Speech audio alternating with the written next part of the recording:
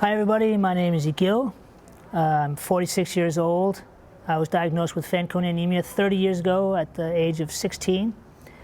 So I have experienced FA in different phases in my life, and that's something that I wanted to talk to you about today.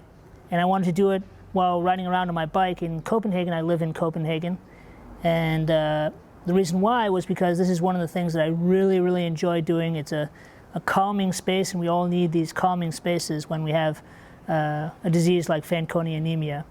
So I was diagnosed at the age of 16, and of course at the time this came as a shock to me and my family, as it does for all of you. As a 16-year-old, I was really buried in my own mind, and I didn't really want anybody to know that I had Fanconi anemia because this was like a sign of weakness. I also didn't want it to control anything I did, so I did whatever I wanted. And also with the thought that, well, I was going to die before the age of 20 anyways. This is what the doctors were telling me, that it didn't really matter. So I had this kind of sense of rebelliousness and kind of a nihilistic approach to life. But I also had a sense of hope and an idea that I still needed to make sure that my curiosity was satiated in various ways. One was, of course, creative things. I was also interested in history, and there was a lot that I wanted to do and wanted to experience in my life. So a little bit about my medical history. As mentioned, I was diagnosed 30 years ago at the age of 16. I got pneumonia, and the pneumonia just kind of dragged on. A bunch of blood tests, and it turned out that those very low platelets and a very astute doctor coupled the fact that I had a bifid thumb and some other issues that I had Fanconi anemia. At that point, and since then, I didn't really suffer that many medical issues for quite some time, actually to the point where I wasn't even sure that I would ever have any kind of issues. Maybe I had such a mild case of Fanconi that I would never be affected. And of course, right when I decided that, I got hit by a freight train of different things. I had cancer 5 times in 5 years. I had diagnosed MDS. I had Manyar, which is a narrowed artery in the brain that causes ischemic attacks. And of course a whole slew of different infections because of very low neutrophils. To the point now where a bone marrow transplant has moved much closer. Now, looking back 30 years to my former self, my teenage self, I wonder what it is that I brought with me from back then. Of course, I was very antisocial and didn't really want to even accept the fact that I had this disease. Didn't want anybody to know. One of the things that I brought with me from then is living in the moment. And that's something that I've worked very hard to understand what that even means, and how to do that is something that I think needs to be practiced. Living in the moment and noticing things around you, appreciating the people around you.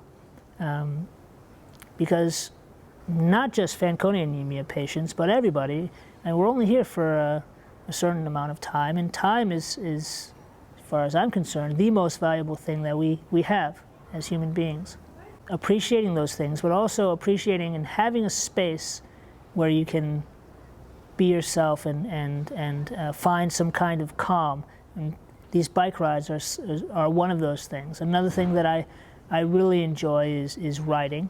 I do a lot of writing. I've written 5 books of poetry.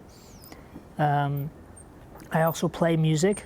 I've played with a band for 10 years, which put out 3 albums, and in a new band now called Wall to Wall, which put out an album last year.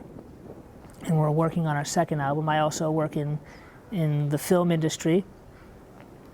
And all of these things are things that I think a lot of people with Fanconi anemia and who have children with Fanconi anemia think that my child will never experience this. My child will never have a job. My child will never go to college, get married, have children. And these are things that I'm a living example of that I've done. And as I mentioned before, the prognosis for me was that I would die probably before I reached my 20s.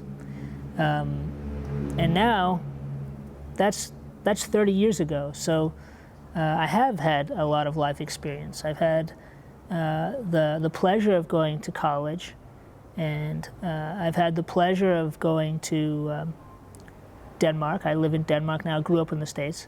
I've had the pleasure of falling in love and getting married. I have a daughter.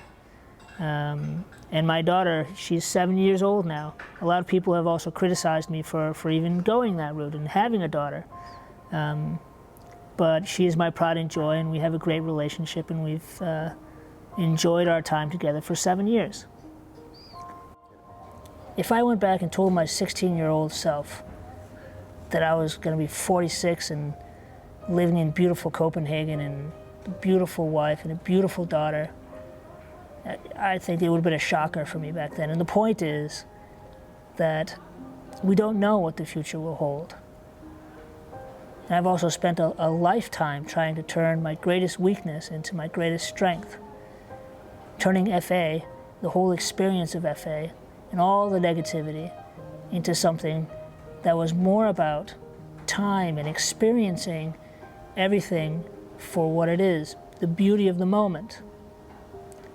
And that has taken a long time to learn, but I think it's something that's very valuable for me when looking forward.